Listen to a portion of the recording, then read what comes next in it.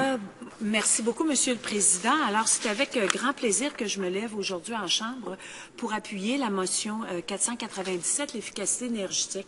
Je dois vous dire, Monsieur le Président, que j'ai appris très jeune à faire de la conservation de l'énergie. Chez nous, mon père, c'était toujours ferme la porte, on réchauffe pas le dehors, fermer les robinets pour conserver l'eau.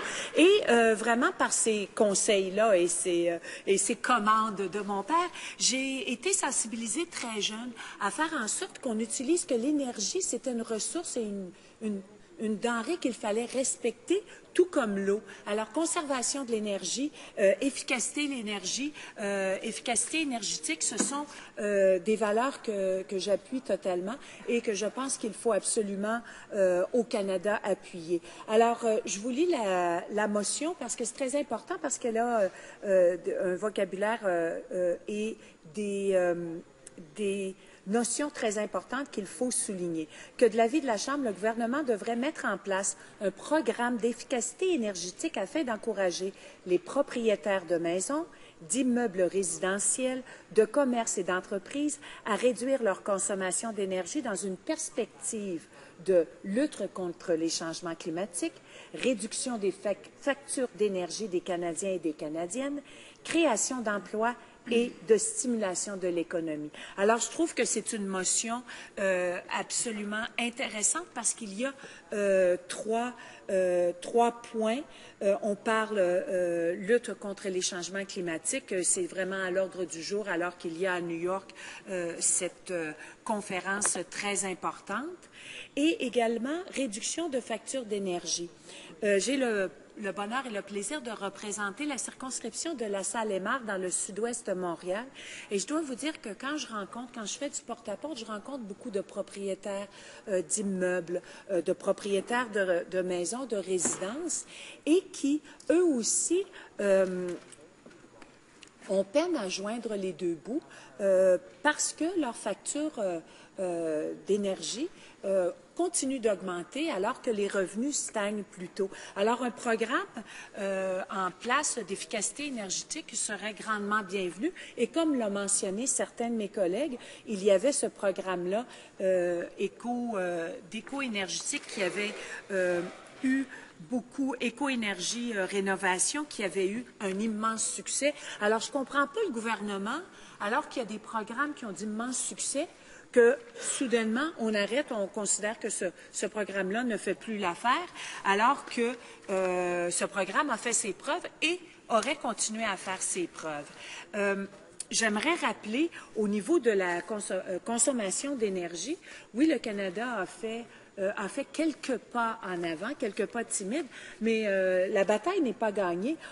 Au niveau de la consommation d'énergie, le secteur résidentiel, la proportion du secteur résidentiel, c'est 16 de la consommation d'énergie au Canada en 2010, et également 14 de l'émission des gaz à effet de serre. C'est quand même beaucoup pour un secteur, ce n'est pas le secteur industriel ou des transports, et c'est une consommation qui est très, très grande. On dirait que le Canada est en déni au niveau de sa nordicité. On ne semble pas accepter qu'on est un pays nordique. On ne sait pas tenir compte que nous sommes un pays nordique. Et pourtant, dans ce défi-là de vivre dans l'hémisphère nord, il y a, à mon avis, énormément de possibilités, d'opportunités pour le Canada de devenir un leader, justement, en efficacité énergétique, parce qu'on sait que la consommation d'énergie dans nos pays, dans les pays nordiques, va beaucoup au niveau du chauffage. Et puis, bon, ben, comme de raison, l'été, au niveau de la climatisation, de créer un milieu d'environnement où est-ce qu'on peut être quand même confortable. Et je comprends pas qu'on ne veuille pas démontrer que le Canada pourrait être un leader en efficacité énergétique, alors que présentement, on est un des plus grands consommateurs d'énergie. Ce n'est pas parce qu'on est un producteur d'énergie qu'on devrait être un gaspilleur d'énergie. On devrait reconnaître plutôt que l'énergie est une ressource très importante pour notre pays et que pour ce faire, on la respecte.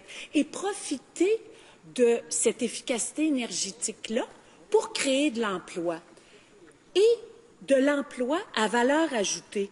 Parce qu'à ce moment-là, si on fait de la recherche et développement, qu'on développe des technologies d'efficacité énergétique, à ce moment-là, on peut exporter ces innovations-là à l'extérieur. Mais malheureusement, on ne semble pas reconnaître cette façon-là. Et pourtant, ce seraient des emplois qui seraient très intéressants à créer ou à développer. On a déjà des industries qui sont dans les efficacités énergétiques. Malheureusement, celles-ci vivotent parce qu'il n'y a pas d'incitatif assez grand pour faire en sorte que ces entreprises-là puissent prospérer, puissent peut-être partir de petites et devenir de moyennes entreprises. Également, dans la recherche-développement, quand on regarde les rapports des différents secteurs de l'industrie de la construction est une des industries au Canada où est-ce qu'on fait le moins de recherche et développement. Alors voilà que si on avait un incitatif comme un programme tel qui est présenté par mon collègue que je salue et que je félicite pour sa motion, mon collègue de Drummond, d'avoir un programme pour encourager, alors là, à ce moment-là, cette motivation-là, ce leadership-là qui serait démontré par le gouvernement fédéral ferait en sorte, justement, de stimuler tout ce secteur de l'économie qu'on appelle des technologies vertes, des technologies d'efficacité énergétique, créer des emplois, faire en sorte que l'industrie de la construction ferait plus de recherche et développement, utiliserait des matériaux innovateurs, des matériaux dignes du 21e siècle, pour faire en sorte que le secteur résidentiel puisse faire sa part dans la réduction des émissions de gaz à effet de serre et également d'efficacité énergétique. Alors, il faut vraiment faire en sorte que le Canada, qui se dit être une superpuissance énergétique, fasse en sorte qu'également on démontre du leadership dans l'efficacité énergétique. Il me semble que ça fait du sens. On se dit producteur d'énergie, on gaspille l'énergie qu'on produit au lieu de plutôt utiliser ces économies d'énergie-là pour justement faire en sorte qu'on puisse stimuler l'emploi et l'économie. En fait, je ne suis pas la seule à dire ça. L'ancien commissaire à l'environnement, dans un des rapports qu'il avait présenté, disait que la protection de l'environnement, c'est bon pour les affaires. Eh bien, voilà que la motion de mon collègue de Drummond dit également la même chose. C'est-à-dire que si on va dans l'efficacité de l'énergie, si on investit dans l'efficacité de l'énergie pour un grand secteur comme le secteur en croissance, le secteur résidentiel et même on pourrait parler dans les commerces d'entreprise, si on donne les moyens aux propriétaires de ce secteur-là, des résidences et des commerces, si on leur donne les moyens, bien, il y a un retour sur cet investissement-là, un retour très important. Alors, j'abonde exactement dans le même sens. Moi, je dis souvent que la protection de l'environnement ne va pas à l'encontre du développement économique responsable. Alors, on sait que l'industrie, c'est-à-dire que l'immobilier, l'industrie de la construction, c'est quand même en croissance pour faire qui va en même temps que la croissance démographique. Alors, pourquoi ne pas faire en sorte qu'on fasse en sorte que le secteur résidentiel puisse d'être une plus grande efficacité énergétique? Je dois vous avouer que présentement, les projets immobiliers qu'on voit un peu partout, que ce soit la folie furieuse des tours à condos ou de tout transformer des projets immobiliers qui sont favorisés présentement et qui favorisent beaucoup d'étalement urbain. J'avais le plaisir d'être dans l'Ouest canadien, à Edmonton et à Calgary, mais je dois vous dire que je n'ai pas besoin d'aller très loin.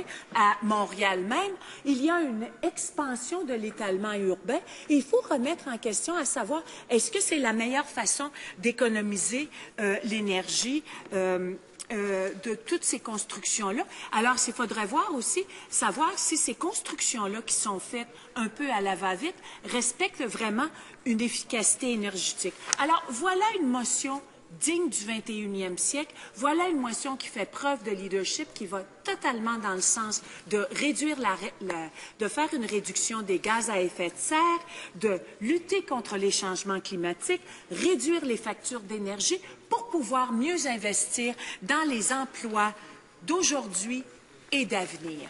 Merci beaucoup, Monsieur le Président.